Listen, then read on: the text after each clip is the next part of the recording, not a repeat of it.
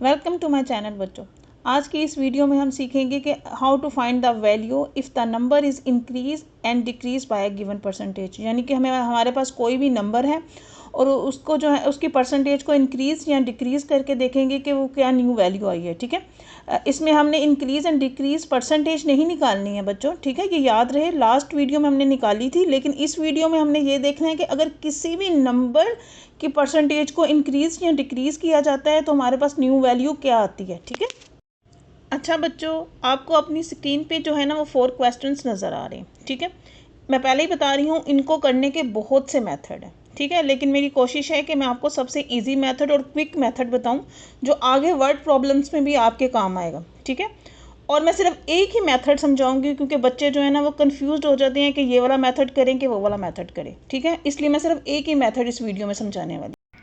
अच्छा बच्चों, देखिए हमारे पास क्वेश्चन है इंक्रीज 60 बाय 35%। ठीक है, यानी कि एक नंबर है 60 जिसमें 35% जो है ना वो इंक्रीज़ हो रहा है। तो सबसे पहले हमें बताया हमारे पास परसेंटेज कितनी होती है 100%। यानी कि इंक्रीज़ 35% का मतलब है कि इसमें जो है ना वो 35% इंक्रीज़ हो रही है। ठीक है, सबसे पहले हम लिखेंगे यहाँ पे हमारे पास कितनी परसेंटेज होती है 100, और 100 में कितनी परसेंटेज इंक्रीज़ हो गई 35। ठीक है, 100 में 35 ऐड किए तो हो गए 135%। यानी कि हमारे पास ये जो नंबर है 60, इसकी हमें 135% निकालनी है। क्यों? क्योंकि परसेंटेज इंक्रीज हो रही थी तो 100 में वो ऐड हो गई तो ये होगी 135%। अब हमें क्या निकालनी है 135% ऑफ 60। ठीक है बच्चों, 135 upon 100 multiply by 60, 35 multiply by 60 divided by 100। तो बच्चों हमारे पास जो न्यू वैल्यू आई वो क्या आई 81 सिंपली। ठीक है, अच्छा बच्चों, अब नेक्स्ट क्वेश्चन देखें, इंक्रीज 28 बाय 125%। ये भी इंक्रीज हो रहा है तो हम क्या करेंगे 100 प्लस 125 तो कितने हो गए 225%। ठीक है, अब सिंपली हमने क्या निकालना है 225% ऑफ 28। ठीक है, 225% ऑफ 28। ठीक है, 225 अपॉन 100 मल्टीप्लाई बाय 28। ठीक है, अब देखिए 225 मल्टीप्लाई बाय 28 डिवाइडेड बाय 100। ठीक है बच्चों, तो क्या निकल आया, न्यू वैल्यू क्या निकली 63। ठीक है बच्चों, अच्छा बच्चों, अब नेक्स्ट क्वेश्चन देखें, डिक्रीज 120 बाय 45%। ठीक है, अब देखें डिक्रीज हो रहा है, ये चीज़ आपने नोट करनी है। अब डिक्रीज हो रहा है तो 100 में से वो परसेंटेज को माइनस करना है। 100 माइनस 45 इज इक्वल टू 55%। ठीक है, जो परसेंटेज गिवन है वो डिक्रीज हो रही है, यानी कि 100 में से अब वो प्लस नहीं हो रही, ऐड नहीं हो रही है, वो माइनस करेंगे।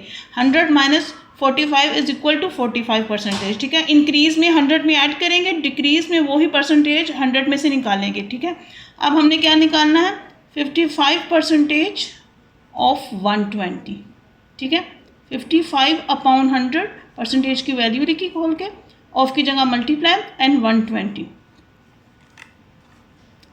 अब देखें बच्चों, ठीक है, 55 multiply by 120 divided by 100।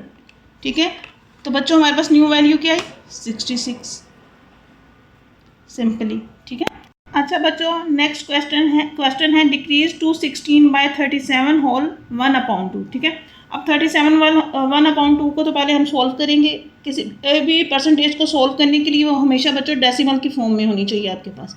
37 whole 1/2। ठीक है, क्या हुआ 37 को 2 से मल्टीप्लाई करें 74 और प्लस 1 किए तो 75/2। जब इसको डिवाइड करेंगे बच्चों तो ये देखें 75 डिवाइडेड बाय 2 करेंगे तो आंसर विल बी 37.5। ठीक है, 37.5%। अब कितनी परसेंटेज है हमारे पास 37.5% है और वो डिक्रीज़ हो रही है। ठीक है, अभी हमने कुछ नहीं किया, अभी हमने सिर्फ इसको खोल के लिखा है। ठीक है, ये किसके बराबर आ गया हमारे पास 37.5% के। तो यानी कि 216 इज़ डिक्रीजिंग बाय 37.5%। ठीक है, अब ये डिक्रीज़ हो रहा है तो क्या करेंगे 100 माइनस 37.5। ठीक है, 100 माइनस 37.5, तो बच्चों क्या निकला 62.5।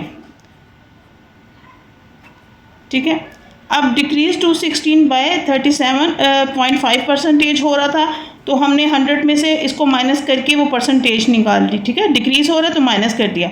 अब हमने क्या निकालना है 62.5% ऑफ 216। ठीक है, अब 62.5 डिवाइडेड बाय 100 मल्टीप्लाई बाय 216, बच्चों करके देखते हैं।